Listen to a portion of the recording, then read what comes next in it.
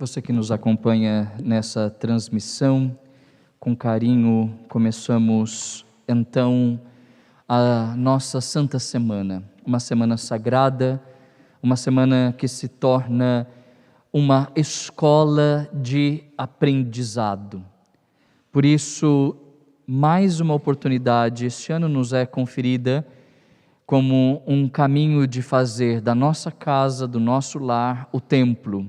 Fazer da nossa casa, da nossa família, uma experiência de intimidade com os nossos, aqueles que estão conosco. Mas não podemos esquecer também que tem muitas casas, muitos lares, onde tem apenas uma única pessoa, onde já a ausência, a solidão, quem sabe também, está no coração. Por isso, seja nas casas, onde a família está reunida nesta manhã, ou seja, nas casas onde só tem uma única pessoa, por N circunstâncias, eu digo a vocês, vocês não estão sozinhos, vocês estão no altar.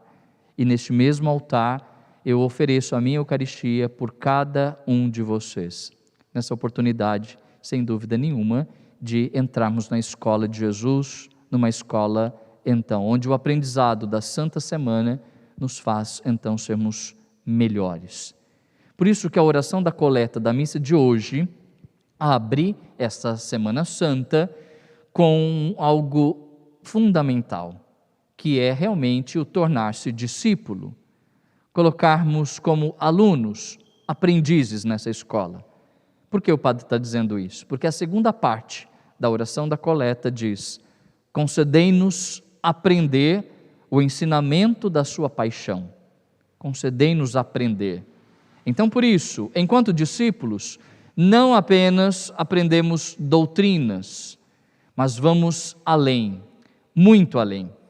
Vamos além do que é o conhecimento de fatos e casos, de situações, como a cruz, como a entrada de Jerusalém, como os personagens ao longo dessa semana. É muito mais do que um conhecimento de fatos, é uma descoberta profunda no modo de ser e de viver de nosso Senhor. Por isso, retomo mais uma vez, concedei-nos a graça, Senhor, de aprender o ensinamento da sua paixão.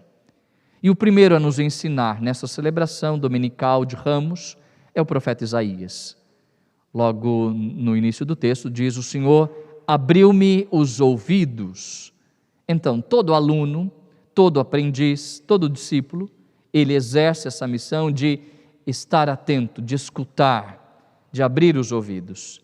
É diante então de um processo, de um caminho de aprendizado, que o discípulo, o aluno, faz perguntas, né?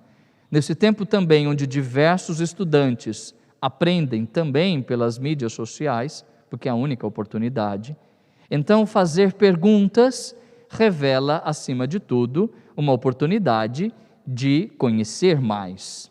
Então as perguntas nos ajudam a saber, a compreender o incompreensível ou incompreendível. Mas existem perguntas que às vezes elas são capciosas, são cheias de armadilhas, cheias de artimanhas, como na narrativa da paixão do Evangelho de Marcos que ouvimos nesse domingo.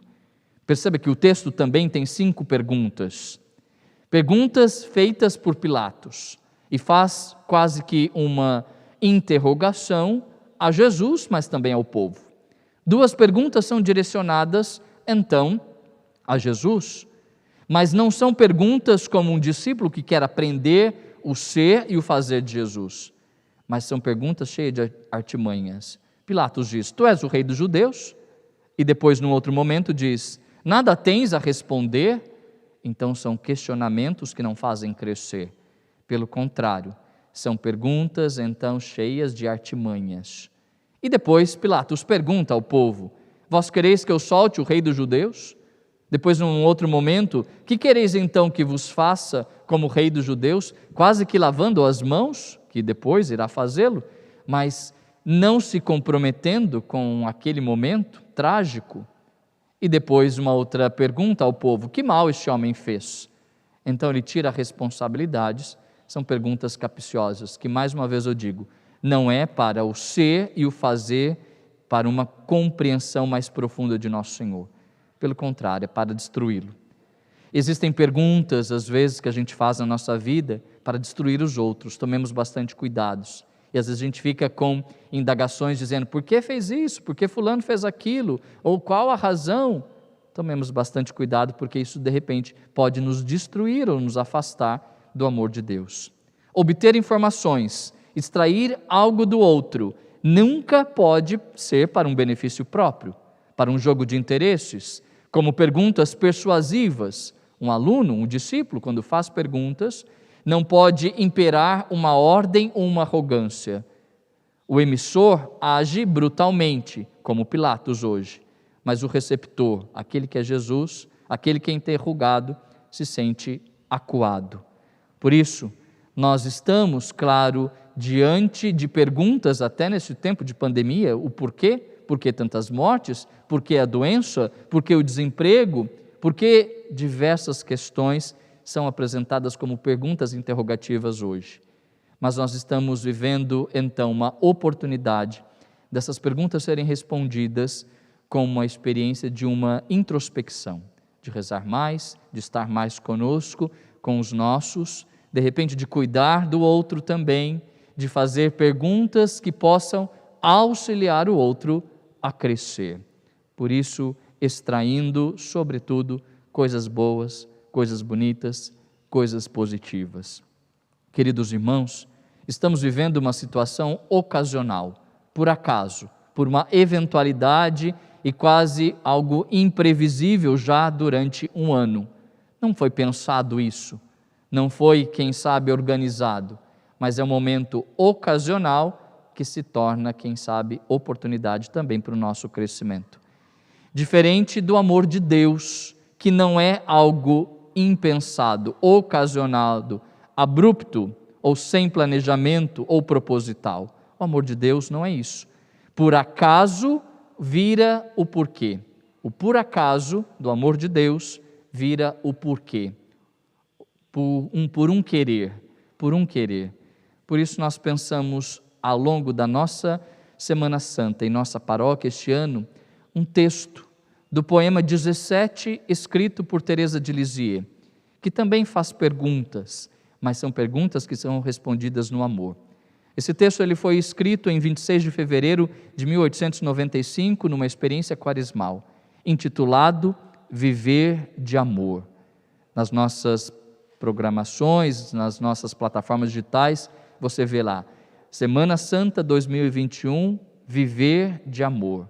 É um dos poemas que Teresa de Lisieux escreve, quase numa catequese sobre o amor, os porquês do amor. Por isso, Teresa vai dizer o ambiente onde vive o amor, quase o possuir e ser possuída por esse amor, e define também a postura do amor. Ao longo de todas as nossas celebrações, essa Semana Santa, que você vai nos acompanhar em casa, o Padre vai dar pequenas estrofes, ajudando você a rezar, e o porquê Teresa diz de viver no amor. Porque essa semana é a semana do amor. Num determinado momento do poema, porque são 15 estrofes, Teresa muda a expressão do viver de amor para morrer de amor. E essa semana é uma semana de morte, mas o morrer de amor que significa entrega. Por isso é uma relação de quem ama e depois uma relação daqueles que estão ao redor do amor. Por isso o gesto concreto que fizemos hoje, de doação de alimentos, fraldas e outros itens para auxiliar os nossos irmãos, aqueles que mais sofrem, são também experiências de viver de amor e de morrer de amor pelo outro, ao ponto então de transformar a nossa experiência e a do Cristo como um doce martírio. E eu encerro com um texto ao qual Teresa se inspirou para escrever Viver de Amor. É do livro da Imitação de Cristo, de Thomas Kempis. E Teresa já havia então rezado, já havia estudado esse texto e vai escrever o poema Viver de Amor. E a sua inspiração é no livro 3º, então, da Imitação de Cristo, e ela diz: o amor vigia e dormindo não adormece.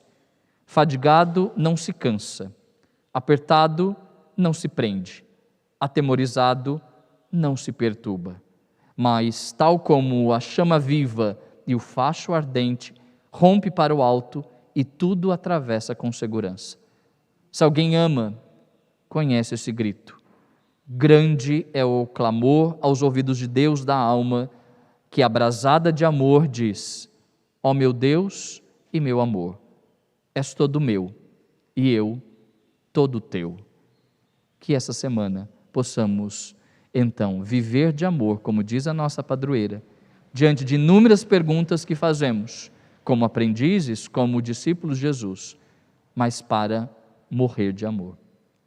Seja louvado o crucificado nosso Senhor Jesus Cristo, para sempre seja louvado. Professemos a nossa